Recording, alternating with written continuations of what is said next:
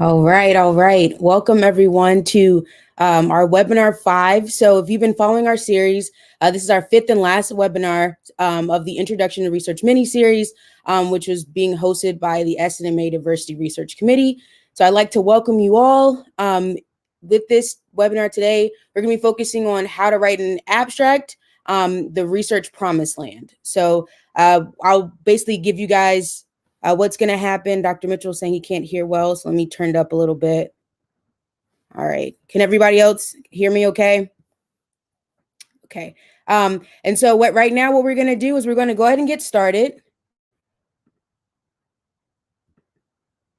So first and foremost, just want to let everybody know this is a safe space. We're all family here. No question is a silly question. And again, we're all here to learn and gain something here. So I just want to set the stage as always.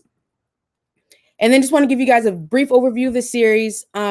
What we did is we were trying to increase member awareness of research. We wanted to help you guys find opportunities for research and then provide you with the information that you need and the tools you need to design, execute, and present research findings. So just an overview of the series, what we've done so far. We told you guys about the types of research. We talked about mentor-mentee relationships. We talked about how to read an academic paper. Webinar 4 was our last one. We talked about how to write and design a research proposal.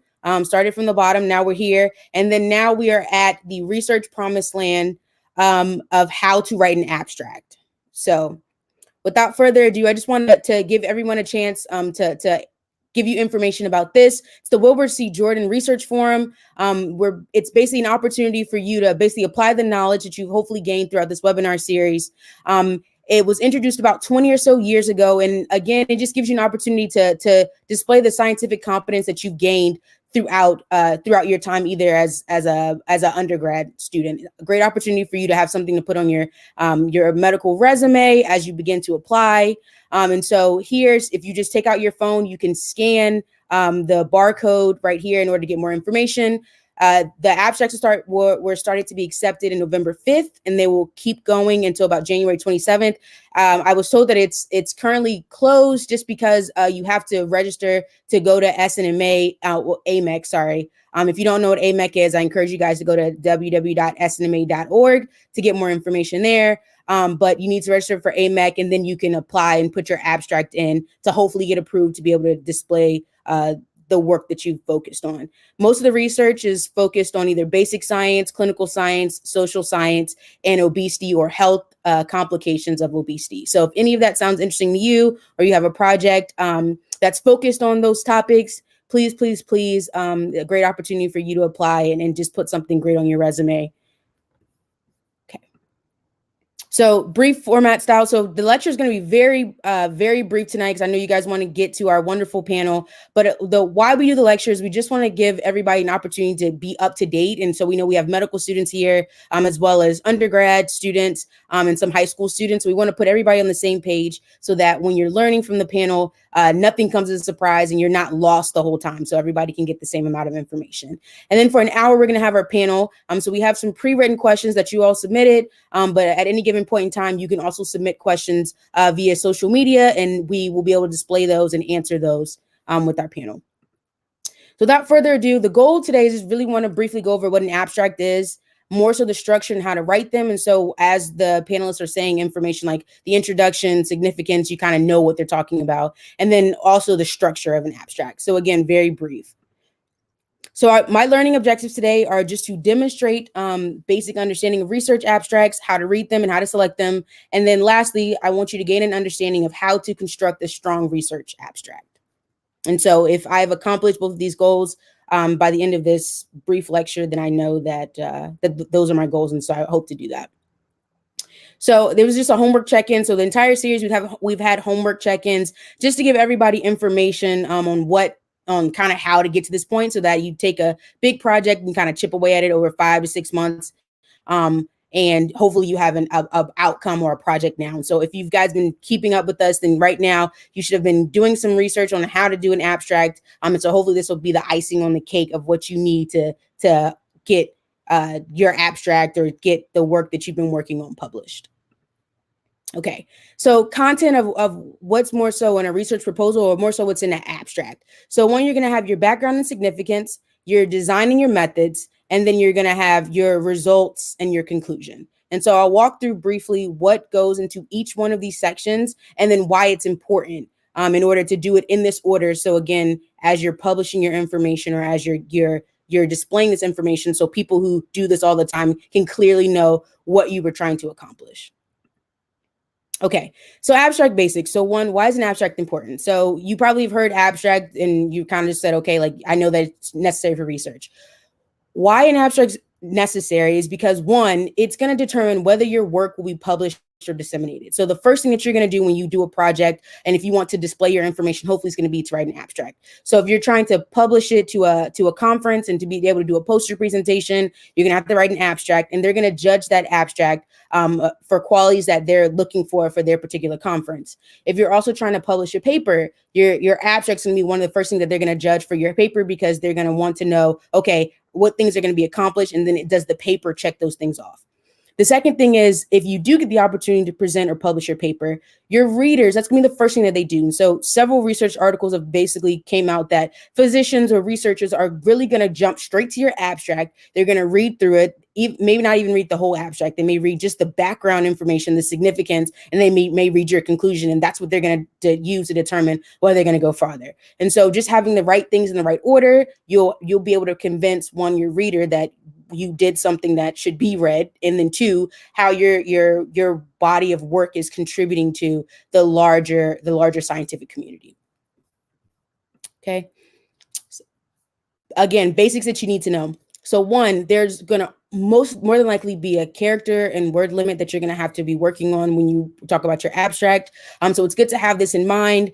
You may be a writer who writes everything down in the very beginning and then goes back through and skims through it and then takes some things away. Again, good to know as you're starting off to know, all right, this is what I have. If you're applying to medical school, you're gonna have the same thing with your personal statement. So if you're not used to having characters or word limits, you're used to kind of just writing everything you want. As you go farther on in medicine, I've learned that people care less about how many words and more so what you do with the words that you have. And so one tip that I have for you is that if you're struggling with the limit, create abbreviations.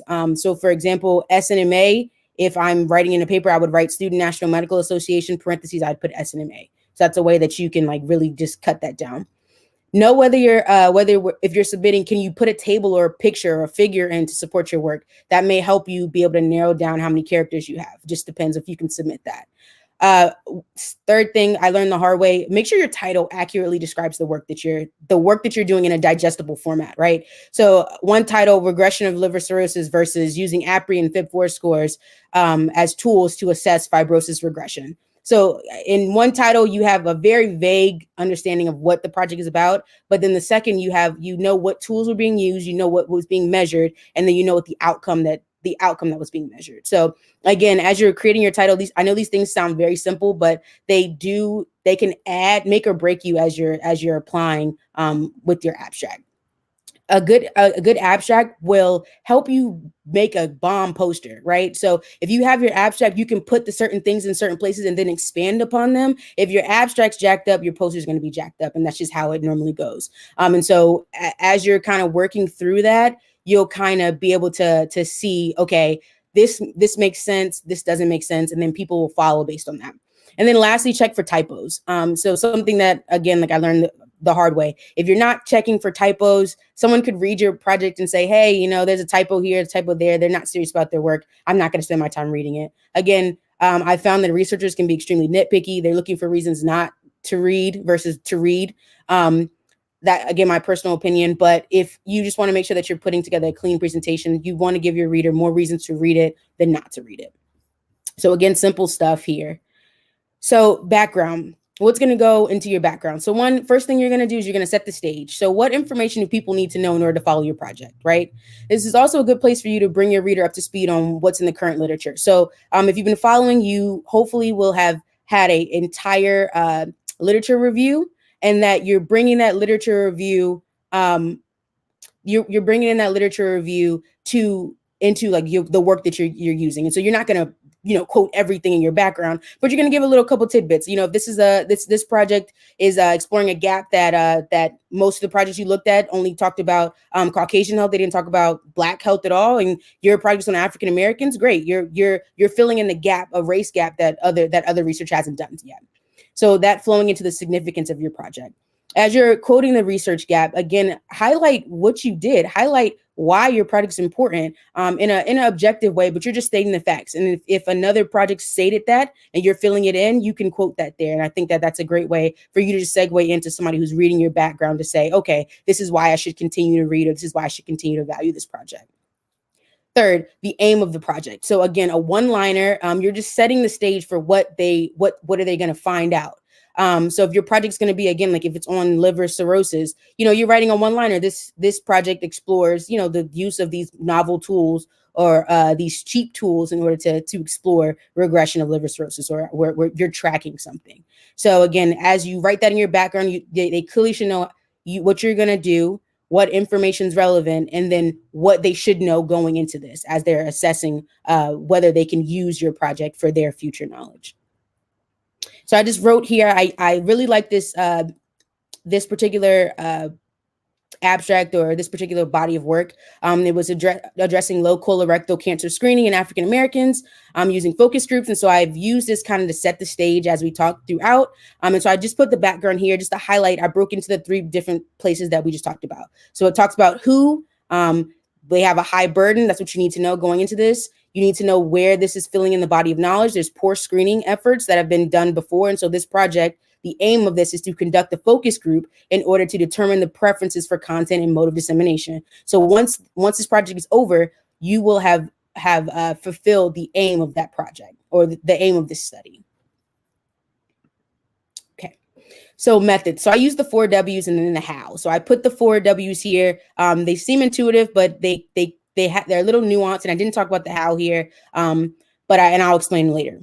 So who's included in your study? If is the age important? Were you looking at the differences about amongst age? If you're looking at organs, does it matter that you're using children versus the elderly? So that's something that you want to consider. Again, is race important? Are you looking at a certain disease? Are you tracking who got the disease over time versus who didn't? So you want to be able to put that in the very beginning and into your methods.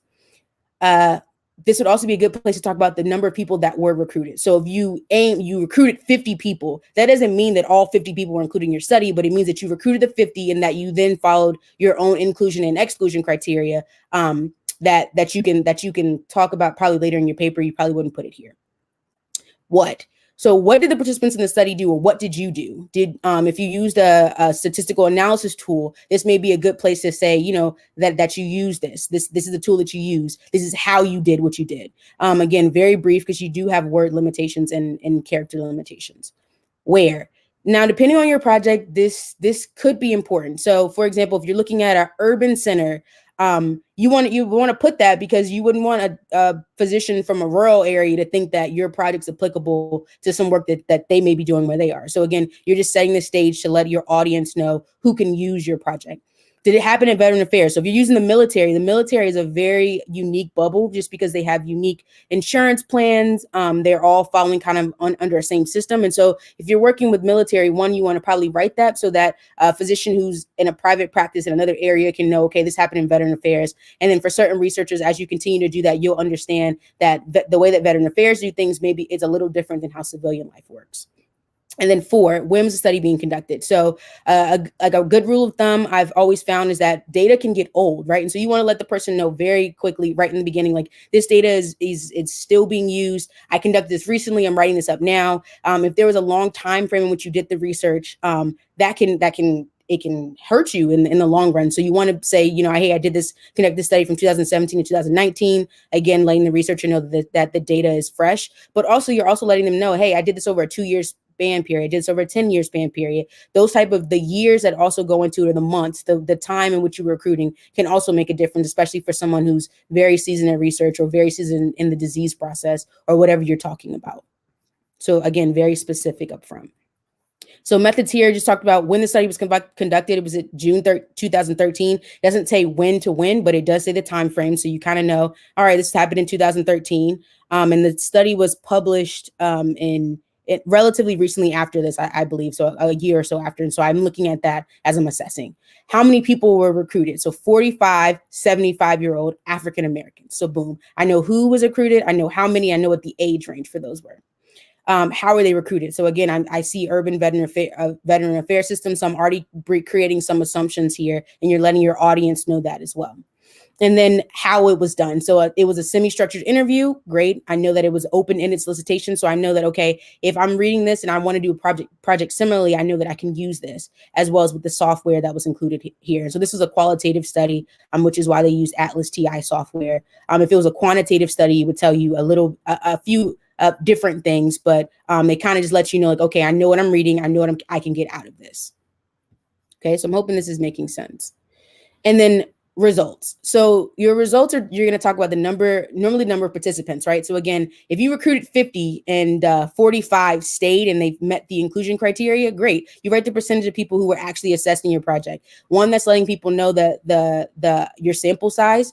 And so the larger the study, normally the better, depending, especially if it's a quantitative study versus a qualitative or mixed methods, as we talked about in our very first webinar series. Did you have 100% of the people recruited included in the study? So that's something that I want to know if I'm reading. If you had 100 people, you dropped down to 50, right? I kind of wondering, all right, how did you only get 50 people in here? Was it really tight exclusion criteria? Did people just leave? And so those, as I'm reading your results, I'm thinking, okay, these are some type of things that I'm checking off as I'm getting more information. Your findings. What did you find out based on your study? And so this is a place where you want to be as objective as possible. You want to state the facts. I found that this was statistically significant, meaning that as I compared groups, this was something that was extremely different from the two normally. That doesn't necessarily mean that it's clinically statistically significant or clinically significant, but it's statistically significant. That's something that you would want to write, normally p-values or odds ratios, but you want to point that because that's a thing that you're going to probably want to explain in your conclusion. I'll also say that even if your results, if you didn't find anything statistically significant, I believe that null results are still important because you're letting them know, like, hey, you either repeated a study that somebody else did and you found different results, or you didn't find the same results, or you want somebody to redo it in a different population. Again, you just want to be as objective as possible here with your findings. Let your audience read this and take what they want to take from it. Okay? Because you'll have an opportunity to expand upon this in your conclusion. And so the results here, so they just briefly talked about the number of participants that were enrolled and how many, like, they started off with, the codes that were generated from this in this particular software. And they talked about what they found from the study, just objectively. They found that there were reported barriers to screening. They found that there were common sources of health information and how these patients preferred to get that information. And then lastly, they talked about the suggestions that were done, again, this being a qualitative study. But very objective here. They didn't say we found that this was the best way. They just told you, like, these were the commonly reported opportunities. I personally, if this was a qualitative study or a quantitative study, would put the number that I saw here. So how many people commonly reported barriers to screening? I would want to see that number. I would want to know the percentage because, again, that's telling me, okay, I kind of know what direction to take, kind of what direction to take without the person who wrote the abstract telling me. I'm kind of just reading it really objectively as I'm going through.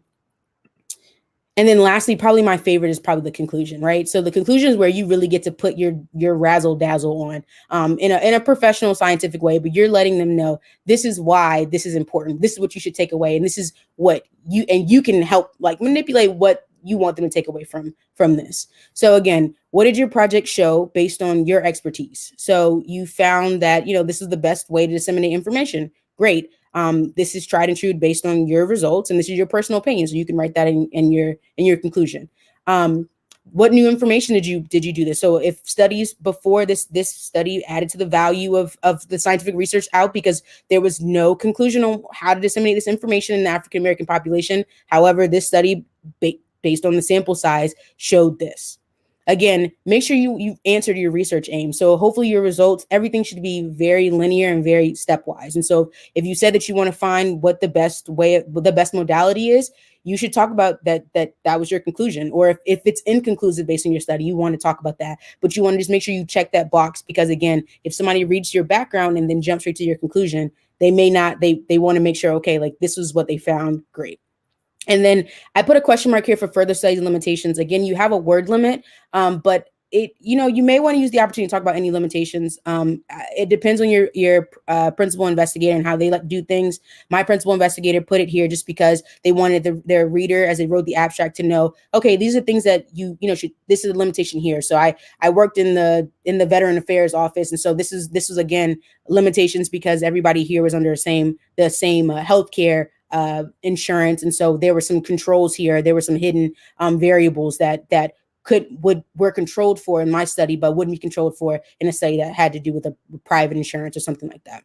So again, like up to you. But if you do that, you don't want to disregard your hard work, right? So you write it in a way in which you're just letting them take the conclusion of what they want to from it. But it doesn't mean that your work should all be in vain, right? You're adding to the scientific community. But here's some things that you probably should take into consideration as you're working through that. And then I like to always say, this, based on this study, like it warrants future findings. Why? Based on this study, I found this, and I didn't have enough, time to explore further. That's not something you would write, but you're giving them ideas to say, okay, this, I filled in this gap. Future gaps or future studies can explore this finding that I happened to find that wasn't looking for. Okay. And then how can, again, like how will future studies build on that information? I kind of already discussed that there. And then here I just wrote, participants suggested future intervention. So their participants did that. And so they're giving you that information so that you can, one, take that away and then use that for future studies. The interventions improve the CRC or colorectal cancer screenings among African Americans. So they're telling you like, hey, this is what this study accomplished. This is what we did here. This is why you should read this. This is why you should read this paper. This is why you should read this poster. And then specific recommendations are presented for developing future interventions. So it's like, if you jumped all the way to the end, this is what you missed in this paper. This is why you should go back and read it. So again, you're convincing your reader in a persuasive way why your hard work should be what is validated and should be considered by them. So just gems as I'm wrapping up now. So just a couple of, yeah, absolutely. So a couple of great things that I use here that I thought was helpful. So I use Jane, so it's journal author name estimator. For me, when I'm working on an abstract that I want to submit, I kind of want to know where I can submit it. And so again, there are several journals based on your site and how many people you have in that in your particular sample size. So again, you may not get your article published in the New England Journal of Medicine, right? But that, you walk it a couple steps back, and Jane can help you figure out, what journals are really hot for the information that you're doing. So it scans it by words, and then it'll present the journal for you there. And it'll also tell you about the impact factor. And so if you're kind of confused about that, we talked about the impact factor in a couple webinars ago, but impact factor just lets you know how many people kind of read that article. And so the more people that read it, the higher impact factor score goes. Use page navigation to your advantage. So this is talking about PubMed. So if you don't know what PubMed is a great way for you to one, get comfortable with research, but also for you to go to that particular journal, read about abstracts that have been published there, and do a search on information that you kind of need to be able to build this up. So if you're starting all from scratch with your project, this is how you're going to do a really great literature review. And then very final gem, use a reference manager. Word has its limitations. If you're talking about like a really reputable abstract proposal, you're going to use Mendeley, RefWorks, BibTeX, something that can hold your information, hold your abstracts, your articles, so that you can just reference them and then put them in a very organized way so that you can reference them back when you really are, or when you need them, versus just having several tabs in your computer where you save them. That works too, but again, this saves hours of time, I found. So without further ado, I want to turn it over to our Alex to introduce our panelists. Thank you so much for that amazing information, Whitney. We really appreciate that. So now we're going to move on to our panel portion of the webinar. And in this portion, I am going to go ahead and just bring up a panel. So I'm going to start with Dr. Dwayne Mitchell. Hey, Dr. Hello. Dwayne, how are you? Doing well. Dr. Dwayne Mitchell is the co-director of the Preston A. Wells Junior Center for Brain Tumor Therapy and also the UF Brain Tumor Immunotherapy Program. He's also a professor in the Department of Neurosurgery at the state of Florida Endowed Cancer Research Chair at the University of Florida College of Medicine. Thank you so much, Dr. Dwayne, for being here. Oh, it's a pleasure. Thank you. Next, I have Dr. Sarah DeMamio. Dr. Sarah DeMamio is the Emergency Medicine Residency and Med Tech Fellowship Director at Greenville Upstate Emergency Medicine Residency. Thank you so much for being here, Dr. DeMamio. Hi, everybody. Glad to be here.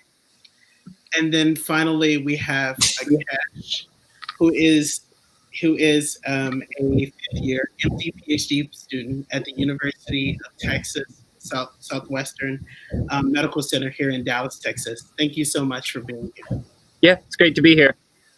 All right, so I always like to start off with giving our panelists an opportunity to kind of talk about how they got involved in research, but also talk about their journey into medicine as well. So without further ado, I would like Miss Dr. Mitchell to start. Oh, well, thank you, and it's really a great pleasure to be here this evening and speak to the students. So I'm a professor at the University of Florida. I've been here for about 8 years. I'll talk a little bit about my journey into research. As long as I can remember, I had always enjoyed science, biology, and at a pretty early age got interested in being a physician, becoming a doctor. In high school, I learned a little bit about the fact that there were physicians who took care of patients, but also spent time doing research. And in college is where I got my first research experience, actually working in a lab during my summer after my freshman year of college. And I found that I really loved the idea of trying to solve a problem where the answer wasn't known, and you had a chance to try to work on that problem in the lab and come up with a potential at least solution or at least insights into more information. And so the idea of being able to use research to try to come up with better treatments for patients really intrigued me. And I got interested in MD PhD programs where you could combine medical training as well as graduate training in research. I ended up going to Duke University for medical school and graduate school. I got my PhD in immunology, and I studied a field called immunotherapy, which is really trying to use a patient's own immune system to try to recognize cancers as foreign invaders and to reject those cancer cells, much like you would if you had a transplant from a mismatched donor. The body is pretty good at rejecting those foreign tissues if they recognize them as foreign. And cancer immunotherapy is trying to get your immune system to recognize cancer as something that's foreign and lead to that kind of rejection. So I've been involved in that research for many years. I run a very large research program today at the University of Florida that focuses on immunotherapy. And so I would say I spend about half of my time thinking about approaches in the lab. And we also are evaluating treatments in patients now. So I direct several clinical trials where we're actually exploring these treatments in children and adults with brain tumors. So I'll stop there. It's an absolutely rewarding career, I think, in research, and I've really enjoyed it. Thank you so much for that, Dr. Mitchell. Dr. DeMamio, can you go next? Sure. I don't know how to follow that up. Dr. Mitchell is quite impressive with his background, but I think I'll be here on behalf of all of you who maybe don't feel very confident in research, or maybe it's something that you're wondering if maybe, do you have to do bench research, or can you maybe just do more patient-centered research? So for me, as a pre-med, I heard about a research associate position through the emergency department where I was working at the hospital doing EPIC training. And so a friend kind of got me involved with that, and I started doing, they're mostly clinical studies where you observe patients, interview patients, fill out questionnaires, that sort of thing. So that was really my initiation into research, and also where I fell in love with emergency medicine and how fast-paced it was and just the diversity of presentations that came in. And from there, I would say I kind of was on hold a little bit until further along in medical school. Medical school is obviously really busy, really taxing, and I felt very busy with the coursework. Later on, I went to George Washington for medical school in Washington, D.C. During my third year and fourth year, I really started to think about how to make my residency application stand out and to fill that bucket of research. And so I reached out to some mentors that I knew within the department. So sometimes just an email to someone you know, someone you've come across asking, do you know of any research that might be available? Because I really didn't have great mentorship in that aspect at all. And then got involved in some other studies, did help publish, a book chapter and some other things. And now I've actually found myself, I'm in Greenville, South Carolina. I did a fellowship in medical education at UC Irvine in California. And so I came here really to help with their medical education research, which is really the science of teaching, the science of how people learn. And I find a lot of enjoyment in that. We just started a fellowship here. And so there are a lot of overlaps between regular research, but medical education research is kind of its own niche. How do you create a curriculum and make sure that your learners are actually applying that? So that's kind of my area of expertise and interest. Still very much a junior researcher, but feel like I'm learning a lot as I go along. Yeah. Thank you so much, Dr. Dumamia. We definitely appreciate your perspective. Next, I'm going to have Akash go next. Hi guys. So my name's Akash. I think my story in all of this really starts. I grew up in Greenville, North Carolina, and we were next to it was a really small town, but I had some very dedicated teachers who reached out to scientists at East Carolina University and the surrounding area to revitalize the science fair in our county and get us plugged back into that system of the state science fair. We hadn't done it for, I think, like a decade before I got involved. And then starting from really like elementary and middle school, they really pushed students to do it every year. And I actually found my love of doing science that way. Excuse me, I'm in the lab, so I have to put my mask on because somebody's coming in to do maintenance. Can you guys still hear me? I found I really loved generating data, playing with data, communicating big ideas, getting an experiment to work, being proven wrong. And I'll even start by, I think these are things that really stuck with me. And but I didn't really know that you could be a physician and a scientist until really when I was applying to college. And I graduated from a different high school called the North Carolina School of Science and Math than where I started. And that school, I had a teacher who really encouraged me to apply out. And one of the schools that accepted me was Washington University in St. Louis. And I wasn't going to go there to interview or visit the campus because my last science fair was the same weekend. And that teacher was like, you've done enough of these. You've got to go check that school out. And they were over the moon when I said I was maybe wanted to be a physician scientist. And I decided to go there. And I met someone that Dr. Mitchell, I think you may know, Audrey Odom John. She graduated from the MD PhD at Duke. I suspect probably around the same time. And you might be able to verify, Audrey was a rock star as a scientist, as I found out later as a medical student. I didn't know anything about her as a clinician until I graduated, but she had an incredible lab. I mean, when I graduated college, someone even told me, he was like, you have to realize your thesis lab may not be as lively as like Audrey and her, cadre of people that she's brought together. And Audrey really taught me how to be a person in science. I mean, I really, it's like a whole different world. There's a whole language of how everything gets done. There's a certain pace. She's a very quick thinker. She surrounds herself with very fast thinkers. And so really, I think having somebody bring me into the fold made it very possible for me to to do this. And so really, if I can say anything, I want to really stress the importance of mentorship and research at all stages. I have a great thesis advisor now. His name is Rodney Infante, and he's very similar in the sense that he really takes his people by the hand early on.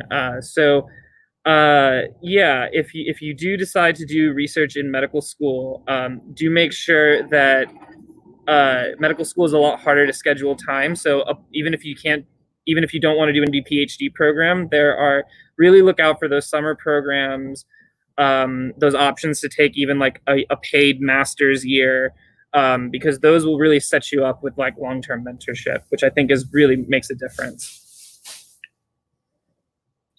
Thank you so much for that, Akesh. Thank you guys all for your amazing responses.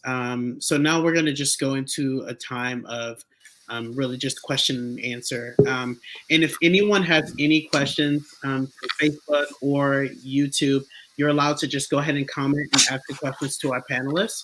But I'm going to start off with this first question we have here that was submitted to our panel. The first question is research mandatory for medical school / residency applications? And I'll start with Dr. Mitchell. Yes, that's a great question. Research is not mandatory for an application to medical school or residency. I've served on many medical school admissions boards over the years, and MD PhD program admissions councils as well. I think it is a common experience that many pre-medical students will come in with having spent some time in a laboratory. So you do see a lot of applicants who have pursued some kind of research experience or independent study during their undergraduate years. But I would say that what medical schools are really looking for in general are students that have a passion for pursuing the field of medicine and have shown that they have diverse interests beyond just scholastic excellence in their courses. That can include, and often does include, an experience in research, but volunteering. I've seen successful applicants that have done very, you might say, out of the box experiences with their time while they've gone through school. And I've also seen students who, quite honestly, because of their personal circumstances or finances, really needed to work and be employed through much of their undergraduate experience. And what they were able to demonstrate and why they were successful in their applications was that really it was whatever environment they were in, they demonstrated curiosity, leadership, and real excellence in making a difference in whatever environment they decided or had to be plugged into. And that includes research as well. So I think it's about the richness of the experiences that you have, not necessarily hitting a checkbox in terms of what medical schools are looking for. Akash would say that, I think he would agree, for an MD PhD program applicant, they're looking for people that have really know they have a serious commitment to research. And so I would say it's almost absolutely essential that you've had a pretty significant research experience during prior to applying into a combined degree program.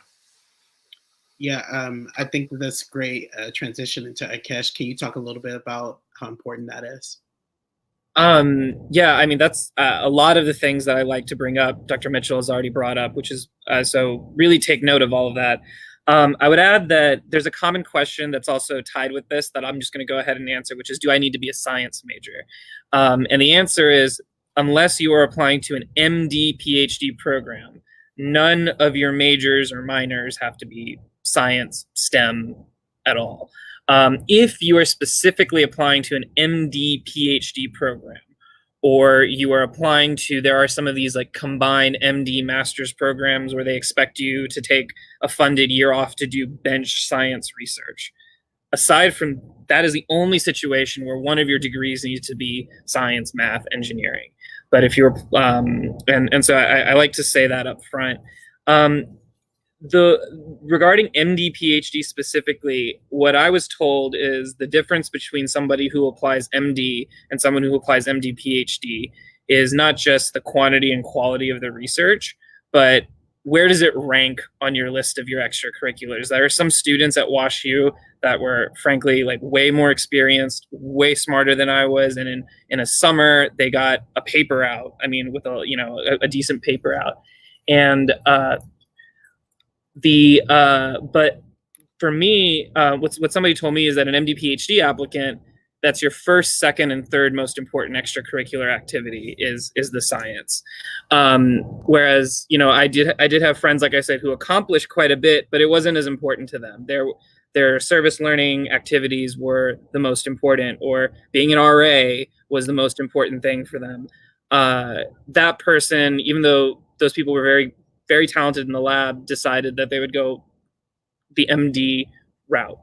I think that answers the question enough without going into too many details, and I'll let people ask for elaborations if necessary. Yeah, I think that's really, really good. Dr. DeMamio, can you talk a little bit about how the importance of it with certain specialties, maybe like in emergency medicine? Yeah. So, yeah, I agree with everything that's been said. I think when you're looking from medical school into residency, some specialties tend to value research. So that's a very difficult question to answer across the board.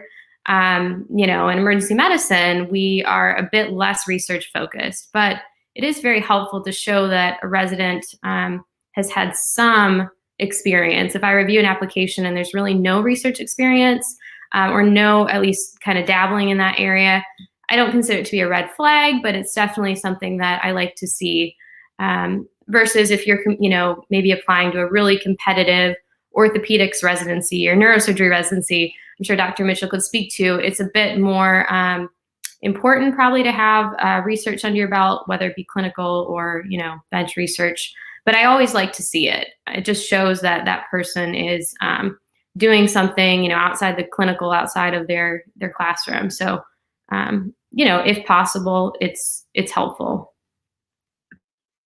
Thank you guys so much for your responses.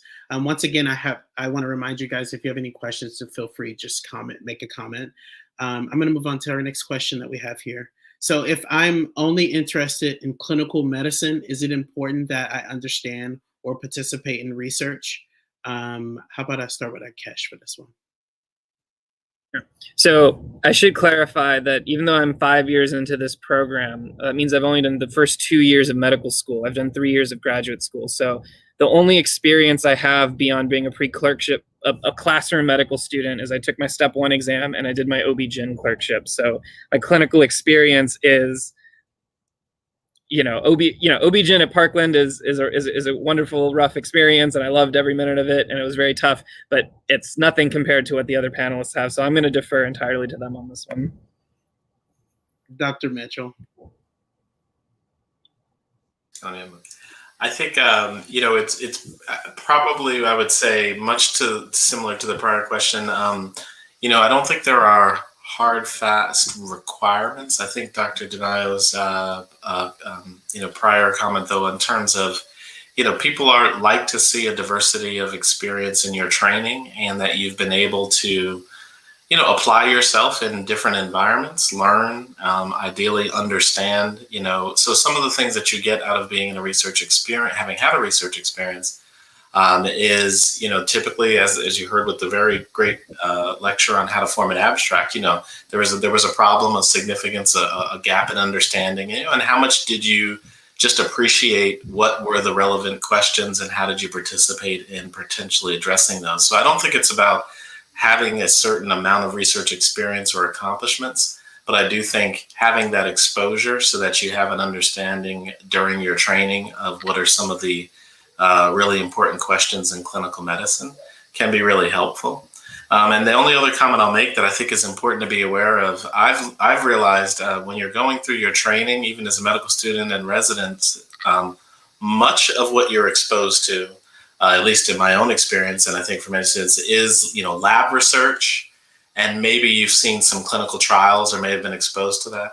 There's actually a lot of research that is done that's different than those activities, and in fact, areas like we have what's called a learning health system, where you actually are learning about how is healthcare delivered and how can we deliver healthcare more effectively to patients, or to reach patient populations that are underserved. You heard about education and research, and how we teach education. So I think understanding that there's broad areas that if you have curiosity in how to improve something, as a physician who's, you would say, is only quote unquote interested in clinical medicine, there are still opportunities to take that interest and actually point it towards providing answers to difficult challenges through research. So just be aware of that there may be a diversity of opportunities out there beyond what you even get during your standard clinical training. Thank you so much for that, Dr. Mitchell. Did anyone else have anything to add? Yeah, I can just add one more thing because I definitely consider myself more clinical than researcher. 90% of my time is patient care and maybe 10% with my fellowship in academics. So I'll say that people will come to you as a physician, whether it's family members or friends, and they'll have questions for you. Right now, you have the COVID vaccine, right? And I'm sure all of us have insights on that. But unless you kind of know how to read a scientific paper, it can be difficult to answer those questions. And so for me, I really learned by doing. And I think that if you can get involved in some sort of research, no matter what type, you can at least learn the elements of it. So you being here today in this panel is already a great first step. I feel like the quality of Whitney's presentation was much higher than I would have known as, a student or even maybe a junior resident. So you guys being here has already taken the first step. But as a physician, we are scientists essentially, and we need to know how to think about data and apply it to our patients. So even as a clinical researcher, it's important to at least understand it. Yeah, I actually would like to add one thing to that, just to push that point home, is, not enough people get to see a physician in this country, but many, many more people see their physician than will meet a PhD scientist in a given year. So you are, as a physician, one of the, if not probably the primary post-doctoral communicator of science to the public, to the world. So, it's not, we are at it. It's considered a progressive thing in the last 10 years to make this a standard part of the curriculum, to teach medical students how to read literature, read an abstract, use PubMed.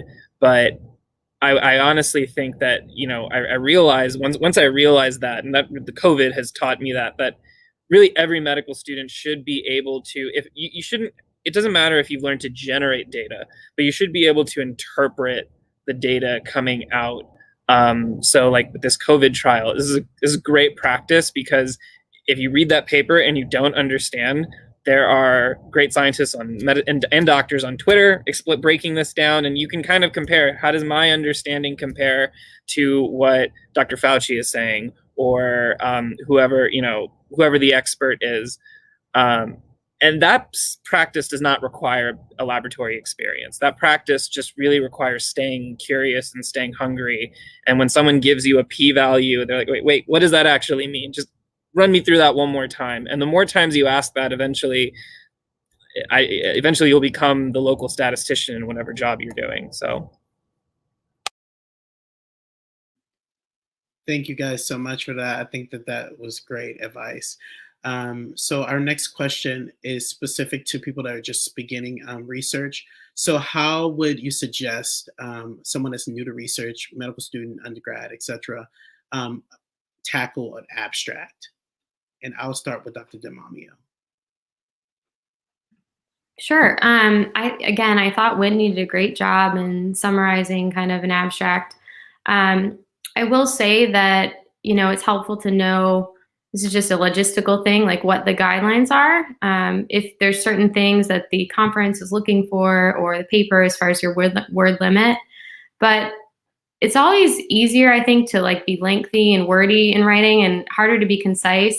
So one thing that was taught to me is kind of to go through, if you can write the paper first, ideally, and then highlight what are the essential things, the most important things, and that can kind of help guide you towards your abstract. And then having people read it, maybe even friends who are in different science fields, or maybe people who aren't right involved in your research study, so they can make sure that it makes sense to them, because it might be the only thing that someone reads about your paper.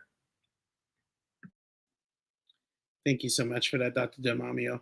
Dr. Mitchell, did you want to add to that? I think that those are great tips and pointers. And I think, one of the other things that I found, depending on the format, that is when you're composing an abstract, sometimes there are very specific guidelines to the format the abstract can be submitted. And sometimes for many meetings, there's a word limit, but they don't necessarily impose a structure on how they have to be submitted. One of the things we found for our group, and I say a research group, is that if you have the option of actually using headings in your actual abstract, where you literally type out background, semicolon, and then you write what that is, objective or hypothesis, and then write what that is, methods, and write what that is, and then results, conclusions, or results. I've seen abstracts where people just write them as a narrative paragraph, there's no headings and it's just written out as sort of a narrative. And what we found, and we actually did a sort of informal testing of this, we had far more abstracts accepted for presentations when they were structured, where the reader could just actually clearly understand what was the background, what was the significance, what was the problem, the approach and the methods, because you laid it out after a heading. And in some ways, it also made it easier to transition from one to another, because you weren't trying to find a narrative paragraph that tied all the methods and everything together. You really could just use that header as a break from one thought to another. So I would say, if you've not done the exercise of writing an abstract before, you will see different formats. And I always think where you can use the headings as was described in the lecture, it helps frame the abstract in a way that is much easier for the reader. Perfect. We actually have a question from Facebook, so I'm going to go ahead and grab it here. Give me a second. So our question is from Maria. She wants to know, are topics such as racial diversity / minority health disparities, pandemic being addressed in medical education research? And I'll let whoever wants to start.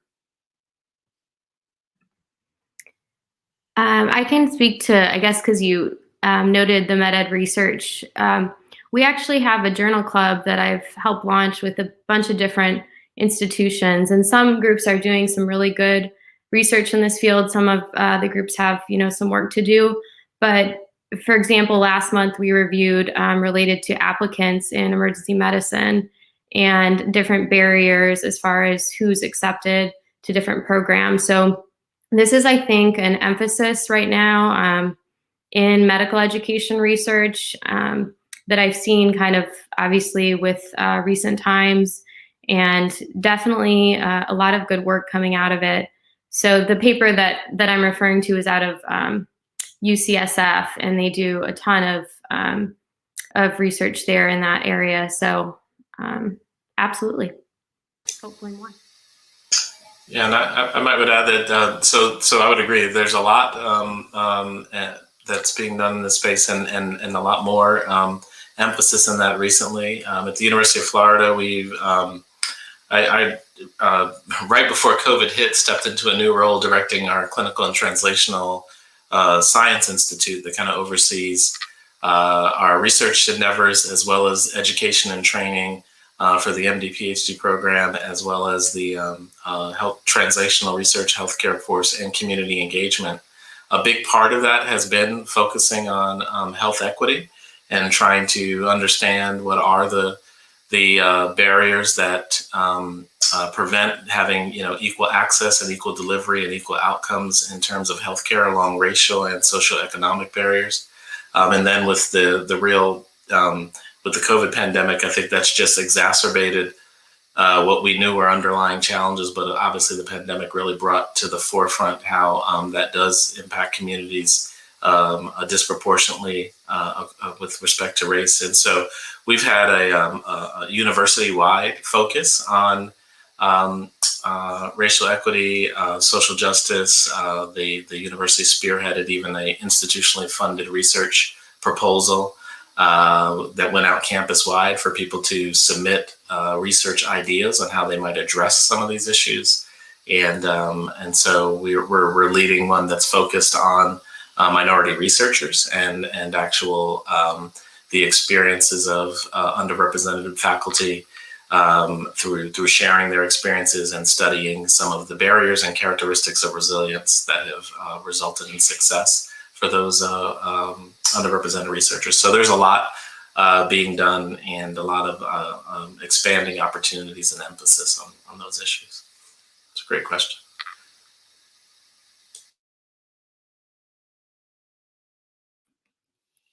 Rakesh, did you have anything to add? No, I think that's wonderful. Maybe to add that my girlfriend was able to become part of a funded MPH addition to her medical degree. So she's taking some time out of medical school to get that degree, especially if they can be, you can get a scholarship or funding and it doesn't add extra debt burden. I will say an MPH is a wonderful way to learn how to tackle those questions. And also, if you really care a lot about those questions, some of her classmates are pre-meds who realized what they really wanted to do was to be a public health expert. And I think that's a good thing to consider if you're interested in medicine, to consider the public health world as well.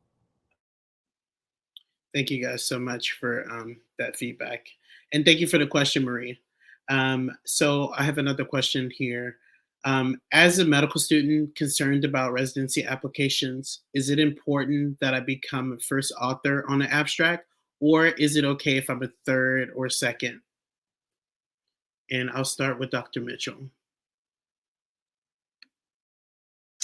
For application to residency programs, I think many people during your medical school experience is pretty full with the curriculum and education and training. I would say, if you're able to participate in research endeavors where you have a published abstract or presented abstract at a meeting or things like that, those activities bode well. I think the majority of residency programs are certainly looking for scholastic achievements, obviously your board scores and your experiences through your clerkships.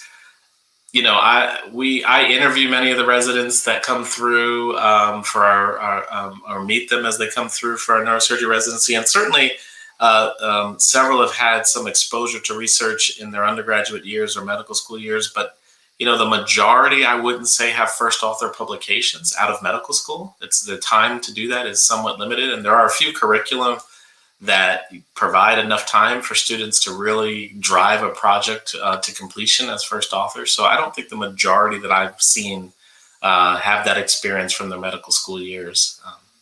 And Sarah may have a different perspective, but I think that's been my experience. So it's not a requirement. Dr. DeMamia, did you want to add to that? Yeah, I completely agree. I mean, having a first author is quite an achievement. I mean, I'm now junior faculty. I think I'm in my 4th year out, and I'm just now kind of getting to the point where I'm really slogging through, and doing some more first author publications. So I wouldn't expect that in most residents. Of course, it's stellar if that's a passion of yours and you happen to drive this research project to fruition during residency or during medical school. But it isn't a requirement to be first author for most residencies, I don't think. Maybe if you're going to a very research heavy institution and that's what they value, they might, bump you up for that. But most programs, no. Thank you so much for that, Dr. DeMamio. All right, so I'm going to go on to our next question here. You guys are doing great. Thank you, guys. Is it appropriate for a student that is new to research to ask the PI of the project to participate in writing the abstract? I'll say, as a student, I'm going to say very appropriate. If you're just getting started, actually, I would encourage you to have like a very, as quickly as you can, as is appropriate. For some PIs, this will be at the interview, and for some of them, it might be after a couple of weeks of working. So get your goals very structured. Let them know, is your goal to spend a summer here to learn whatever you can and then move on, or I'm talking about undergrads, or is this something that if the summer works out, you might want to work during the year and this be a long-term experience? That's one example. If a goal you have is to get an abstract, you should talk about that early enough, because different labs are going to have different thresholds for what they consider is communicable to the world. And you really, if you're new, you do not want to put something out there, certainly put someone else's name on it, without, being very rock solid that everybody on board is comfortable with that writing. So the best advice I could give you if you're new is however long you think it's going to take to write something, multiply it by 3. Because so if you think it's going to take 2 weeks, it's planned for 6. I think it's going to take a month, it's going to take 3, because the first draft you get is going to come back dripping with red ink. That's okay. The second draft, you might realize you guys have to totally restructure things, and this is just part of the process of writing as a trainee. If you're not getting that kind of feedback, actually, be hesitant about actually the experience you're having, because that's part of your training, and you should be taught how to write. Thank you so much for that. Dr. Mitchell, from a PI perspective, can you talk about this a little bit? I 100% agree. I think, you expressing your interest to be involved in helping write is going to enrich your experience, even if that doesn't end up being the finalized published abstract. It may be highly refined by the PI. I have I would say we train a lot of students in our laboratory I've had one high school student, but mostly it's been undergraduate students through the various stages of medical school, graduate schools, fellowships, etc. I require for the students that work with me, particularly the ones, as Akash described, that are going to. I very rarely take a student who's only spending a summer, unless they're just part of a summer enrichment program, and that's the dedicated time. We have students that come in from other places, but if they're sort of at Florida and interested, I look for students that have a longer commitment and want to stay around to do research. But I actually tell all the undergraduates, I expect you to write a review article by the time you're done here in the topic that you're doing your research on. And part of their project, oftentimes people come in and they say, I've got a year and I really want to have a first author publication. And I'm kind of going like, in biomedical science, I mean, I was a PhD student for several years before I got to the stage where I had something that was even worthy of my PI thinking we could submit for publication. But I do tell them that, I think in a year's time, you can learn how to read the literature and summarize the background of what's being done in this field and write a pretty good review article that I can help you work with while you're working in the lab and hopefully, generating data and getting experience. So I try to have them submit a review article in the topic that they're working in by the time they're done with their experience. Not every undergraduate student has actually completed that work, but I've given that assignment to every single one of them. And if nothing else, they really learn how to go through the literature, read an abstract, try to extract the data out of papers and summarize it. And it takes a while just to get that understanding, but several of them have ended up with a first author paper. That was a review article that they wrote with me as the PI. That's really impressive. If you don't mind me asking, what's the percentage of students who are able to do that in a year or even 2 years? So I've had, I admit I take more graduate students on than I have taken as undergraduate mentees now, just because of some of my other response. I really think you need close mentorship. I mean, you mentioned that, and having good mentorship and knowing when you can be available to give the right amount of time for a different training is important. So, but I've had, I've had 4 undergraduate students who have written a review article with me. 2 of them actually went on to MD PhD programs. One went on for a PhD program, and the other pursued a master's and then went into more of an industry route for training. But they, within a year and a half, were able to pull together. And it's multiple. You talked about the multiple drafts. I mean, the first draft that people hand in, It's nowhere close to where it needs to be, but we walk through the process. And reading the abstracts, what I really focus on with them is say, look, just start with reading the abstracts in this area and pull every paper that you think is relevant based on the abstracts that you've read. And we'll narrow it down to the ones that I think are actually relevant, so you can then go get those papers and start to go through it. But learning how to read the abstract and understand it is the first step that I take with all of those students. So I think everything you're learning here could be very applicable and would give the opportunity to potentially put together a something that's a publishable body of work. This was the stack for not a review, but the introduction of a paper, not even the review. And honestly, this isn't everything. This is just the stuff my PI printed, and he was like, he put it on my desk, and he's like, tell me what you find out. So yeah, you go through a lot of iterations here. Thank you guys so much for that. That was really good. So I heard two of you guys talk about mentorship and how important that is in research. And we've kind of been talking about that throughout the process as we talk about how to get to an abstract. I think it would be great if you guys can talk about the importance and how mentorship has kind of helped you along your journey when it pertains to research and getting to the abstract portion. So Akesh, I'll actually start with you. Yeah, I mean, I've had really a gift of mentorship, I would say. And so when I joined my undergraduate lab, my PI, Audrey, she set me up with a graduate student, and her name was Ann Gugesberg, who was actually in her second or third year, just starting her third year of her PhD. And the good thing about that setup, the pro, was that there's an established role on that project. So it was something that Anne knew how to do, knew how to teach me, but could offload to me. And so it wasn't a situation where I was repeating experiments that were being done by somebody else, or I really had to, that part of the project, that was my responsibility. And there are pros and cons to that. The pro was that they were really interested in every piece of data I had, right? Any protein I could get to purify, any assay that worked, could potentially, answer a question in Anne's graduate thesis.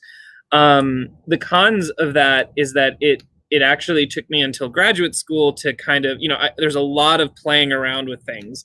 And it took me probably a little bit longer to see, like, what does a good bench setup look like? How do you do things in an organized fashion? How do you make sure things are super reproducible? So the mentorship I got in that period, I had that one strength where I learned how to think, I learned how to read the literature, I learned how to think about how many things biologically could be going wrong, that these experiments aren't working. But then I had to look for a mentor that complemented those strengths and weaknesses in graduate school. So my graduate PI is also very smart, and he's an MD PhD. So in some ways he's very similar to Audrey, but one thing that I realized that he excelled at, he was actually a new faculty member and I'm his first student. When I rotated with him, recognizing that the word I use is their praxis in the laboratory was extremely meticulous, extremely organized. Every experiment was symmetrically designed.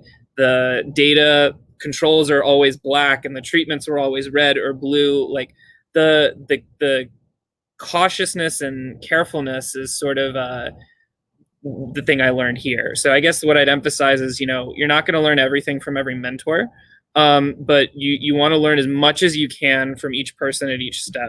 And if you can take all of the reading skills from this graduate student, and you can learn all of, I'm talking about biochemistry, all the protein purification from this other student, that's kind of how you have to do it. You have to kind of learn from who you have at the time and make the most of it. And that's a lot harder than learning in the classroom, because in the classroom, what you're supposed to learn from a teacher because they put out a syllabus and they say, this is what you're going to learn from me. That's a little bit harder in a research environment, or frankly, even in a clinical situation, because you don't know in the clinical environment, you don't know what patient's going to come in the door. You don't know if the resident's going to let you work on that case. Similarly, in the laboratory, you don't necessarily know, hey, this guy is going to give me this skill that I'm going to need later. You have to be cognizant of that and take advantage of it. So I'm going to wrap up. I know this is a little bit long. For example, someone in my laboratory just figured out how to get this technique called RNAi to work in our cells, which is a way of knocking down the amount of protein. We've never been able to do this.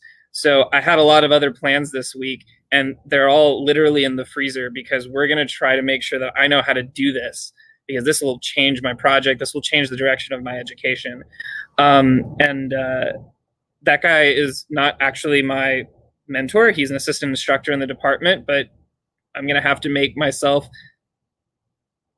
what's the word I'm looking for? Agreeable to him. I have to make sure that I can match his schedule, that he likes me by the end of this week, because I'm going to need his help and training for a very long time. So yeah, that's kind of a overly specific example, but I think it maybe conveys my general thoughts on mentorship. Thank you so much for that. Dr. DeMamio, did you want to add anything? Yeah, no, I really liked hearing your story, Akash. I think that for me, I always struggled to find a strong research mentor. And I recall a lot of these summer science and research positions being highly competitive. I was never able to secure anything like that. And so I guess I just want to say, if it's something that you feel like you've had trouble with, don't give up and keep trying and keep reaching out. And your career is not over if you can't secure some highly lucrative positions in that. Of course, if you're going an MD, PhD, it might be really important. But, it wasn't until my fellowship where I really had strong med ed research mentorship. And, some of these fellowships, that's like the next step beyond residency in some cases if you choose. It's really like dedicated mentorship. And they paid for me to get my master's, which is huge.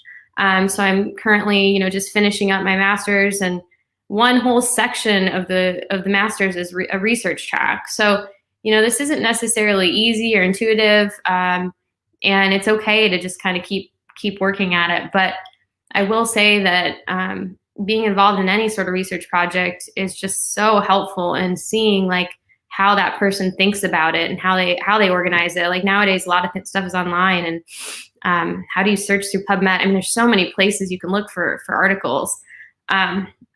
So that's super important. And the last thing I'll say is that now, as I kind of approach into the faculty role, I always try to pull in a med student. I don't have a lot of access to undergrads these days, but I feel like every project is stronger with a diverse team of different levels and learners. And if nothing else, they're a valuable member of that team. They can fulfill a role. So whenever you've taken a step forward, look back, because you're going to find someone that might be where you were. And it's important to help guide them. Thank you so much, Dr. DeMamio. We have another question from Facebook Live. I'm going to go ahead and put it on the screen here. Okay, so Whitney says, as an MD, how do you manage to keep clinical medicine at the forefront, but still exploring a passion for research? So Dr. Mitchell, if you can take this one. Yeah, it's a really great question. And I think for anybody who pursues at whatever phase of your training in medical training, additional experiences in research, or wants to incorporate research into your career, it does become a fundamental question about how do you integrate your clinical interests and your research interests. And I think I would say that a big part of that is prioritization of what are you, how important to you is it, and how much of time do you really want to spend in that and in those research endeavors. So as an MD PhD trainee, you've sort of made a decision relatively early on in the training that you want at least research training to be a significant, if in some ways equal counterpart to your medical experience, and then how you're going to carry that training forward and integrate it can take a variety of forms. I actually decided I was really interested in the translation of discoveries in the lab into clinical treatments. And so I actually spend all of my time doing research. About 50% of it, well, I do a lot of administrative work these days, but I would say half of my time is actually clinical research, where we're actually working with patients, but it's in the context of evaluating new therapies for high-grade brain tumors or tumors that have become refractory to treatment.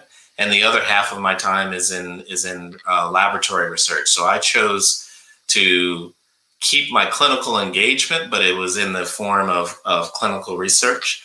My mentor, we were talking about mentors, that my faculty mentor, who's an MD PhD trained neurosurgeon, is a very active neurosurgeon and runs a research laboratory, is the CEO of the health practice at his hospital, and still has, I think he's still the number one funded neurosurgeon in the United States. So I mean, he's integrated both of those, but he spends about 25% of his time taking care of patients and 75% of his time focused on the research.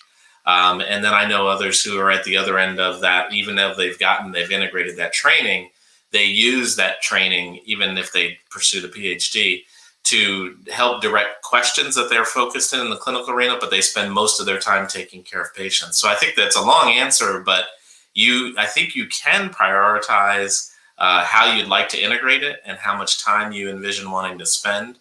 But it is a little bit of a balance and juggling act, no matter for all of us.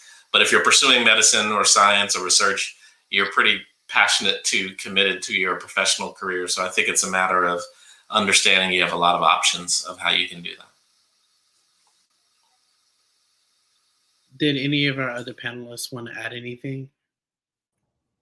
Just from a numbers perspective, when I applied to MD PhD programs, there was a paper that had recently come out that said, are MD PhDs, meeting their goals? And, they said, there's an yes, because an average time spent 80% in the lab, 20% in the clinic. And that's a number you hear a lot, is 80-20, that if you're a physician scientist with a PhD doing bench type of research, you're going to spend 80% of your time in the lab, 20% in the clinic. So 4 days a week in the lab and a day in the clinic, or 4 to 6 weeks out of the year in the clinic and the rest of the time in the lab. And, that didn't really square with my experiences, because you kind of see people do every version of that. And some better, more transparent data came out in the last couple of years that the 80-20, those are averages. So on average, physician scientists or physician investigators spend 80% of their time in the lab, but it's a bell curve around that number. And the same thing around the 20. So I think it is a very unsatisfying answer when you ask, what do you do with this degree? The answer is you get both training, and it seems like you do whatever you want when you're done. So the cost of that time cost becomes versatility later. It's what I hope is going to happen in 20 years when I graduate.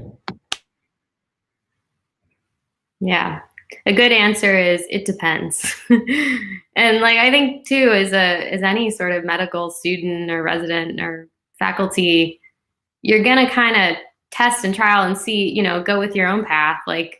Some people really get, an urge to be with patients. They want to be with patients as much as possible. Maybe that's where they place their emphasis. For me, I find I kind of like a 3/4 balance, where I'm doing patient care 3/4 of the time, and 1/4 of the time I'm really doing more med stuff, research stuff. So, everyone finds their balance, but it's really hard to do it all. It's a lot of nights and weekends, at least for me at this point in my career, to do that additional work. So sometimes it starts off at that initially, but then later on, you might then, get that as part of your job role, where they actually, part of your time and your income is protected specifically for XYZ reason. So, you can really forge a path no matter what you want to do. It just kind of depends on what your interests are and your passions are, and how you craft that, and what's desirable to your department or where you end up working ultimately.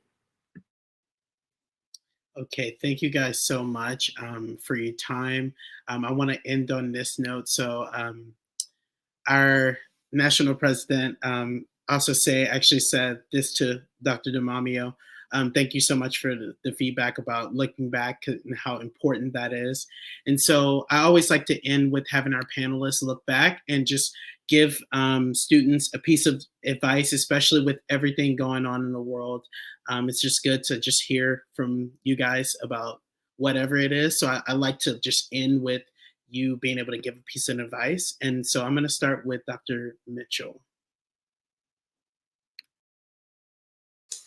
The looking back, I think the advice that I would give is if you can find or search for what you're passionate about and what you enjoy, pursue, follow your heart in that. I mean, that sounds a little cliche, but I talk to a lot of students who worry, particularly with, how am I going to use this training? How am I going to integrate? How am I going to, do exactly what I'd like to do? Or they're being advised to go into certain fields because, the job opportunities are better here and I listened very carefully to a lot of people that I respected, but ultimately I always decided with what do I really enjoy and want to do the most. When I decided to give up really clinical medicine to focus on research, people said, "You're crazy. You have all this training. You won't make as much money. You're limiting your options. You should never do that." But what I said, I really see a path to do what I really want to do, and I've followed that. I think if you don't worry as much about making the right decision, but make a decision and then back it up with the necessary energy to make it right, that would be my advice. Thank you so much for that, Dr. DeMamio. It's a really big question. I think I would say that, right now there is a lot of difficulties and negativity, and it can feel somewhat overwhelming, I think, to all of us. I feel like it just came up so often, like, why do you want to be a doctor? And why are you going to go into medicine? And why are you going to go into X field? Or why are you choosing this? And, I don't know. I love my career. I love the path that I've forged and crafted. And I would never take back all the hours and the crazy schedule. I mean, I work overnights, days, like all kinds of stuff, but it just, for me, it works. And so, you will see people in medicine who are burnt out. They've worked a long time, and maybe they didn't choose the right career. They did something that someone told them to. So I guess in the end, my advice is along the lines of Dr. Mitchell, but it's try not to listen to those people that put bugs in your ears that are negative, and take critique and constructive criticism, but you really need to keep a positive focus. And there's so many opportunities for young folks to come into medicine with different perspectives and to make it better. So we have so much work to do. So just keep on keeping on and keep a positive attitude. Thank you so much, Dr. DeMamio. Akesh, last but definitely not least. Well, honestly, I'm probably I'm not that far out from my time in college. I graduated college in 2016. I'm honestly taking a lot of advice from our other two panelists right now. So I think what I'd say is something that I've always kind of known since like high school, but could never do until I got to medical school and graduate school is to do less. And that seems weird because I'm committed to 2 degrees, but part of the reason why the 2 degrees are useful is that when I'm in medical school, I was in medical school. And when I'm in graduate school, I'm in graduate school. And there's no overlap in this period of my life. When I'm in, the lab, I don't have clinical clerkships. I don't have classes to take. And I didn't realize what a gift that was until I had it, because right now you guys are in college, probably doing something that you were doing in high school where you're checking all of these boxes because you want to go to medical school. And it's hard. It seems hard right now to be like, how am I going to get these, get the grades to go to med school, do well on my MCAT, and then also like maybe get research experience, and then also learn how to be a really great physician, and learn how to be empathetic and learn how to treat patients. And also, like, maybe I want to have a family at some point. When does that happen? And it, yeah, I don't think you really appreciate how much time all of this stuff takes. And the reason it takes a lot of time is because you have to be really focused on one thing at a time. And so a really good piece of advice I got was honestly just a number, which was, it sounds arbitrary, but it was like 5. And as an advisor who said adults only do 5 things. And if you're a parent, that's one of them. If you have, you have a faith-based activity, that can be one of them. There's taking care of yourself, there's your job, and then you've got that one thing, and that one thing is the thing you can focus on. And so, unfortunately, as a pre-med, that has to be largely your grades and the MCAT, because that is how we decide who goes to medical school right now. And just know that those other things are going to come when you have the time to focus on it. I didn't study biology in college. I was a chemistry major. I was very nervous about going into a biology program, PhD program. And turns out I had 2 years of biology coursework at the beginning of med school. That was really, really nice. And then when I came to graduate school, I had time to focus and become a more efficient scientist, and by just focusing on that. And so I am now, and I'm looking forward to going back and doing, again, one thing at a time. And then you look back and hopefully I'll have learned how to do 10 things. Yeah. Okay, awesome. Thank you guys for your amazing advice. I'm going to go ahead and actually transition this thing on over back to Whitney. I want to thank our panelists once again. You guys were amazing. Thank you for your wisdom. Thank you for your feedback. And thank you guys for being here. Thank you for having me. Thank you. Thanks for having us. Have a good evening. All right. Well, again, I want to thank our wonderful panelists again for their time today. And shout out to you guys if you guys have been keeping up with our webinar series from 1 to 5.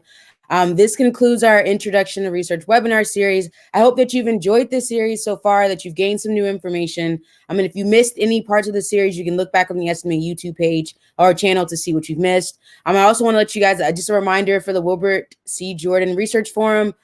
Just check that out. Go again to www.sma.org. You can find all the information that you need there. And additionally, if you're looking for more opportunities for mentorship, I'd like to introduce you to the Do Influence, which was created by my mentor, Dr. Oluteo Segunro. And Dr. Segunro, did you want to come on and say a couple of things about the Do Influence platform? Sure. I just wanted to say awesome discussion from the panelists. Thank you so much for, just being able to help influence the next generation of physician researchers. So that was awesome. The Do Influence is just an online educational platform that I started earlier this year to give students from all backgrounds who want to go into pretty much any profession they want to go into, an ability to learn more about that profession from people that are doing that, right? So from physicians and lawyers and everything in between. And also to allow us to connect them if they're looking for mentors. So it's at www.thedoinfluence, that's THEDUE influence.com. So definitely check us out. Lots of free resources, free mentorship, and just ways to connect students and prospective, professionals to people in those fields. Because, like you guys discussed, sometimes getting a mentor is not necessarily the easiest thing in the world. And finding those people that you connect with and that really want to help you in your career, is not that easy to find sometimes. So this is just a way to help you navigate that a little bit better. So thank you, Whitney. Awesome. Thank you, Dr. Segunro. And to all of our panelists, thank you to you for participating. And again, for updates, please make sure you follow us on Instagram, follow us on Facebook, and keep up with our YouTube page. So with that, thank you so much for joining us. Alex, take us out.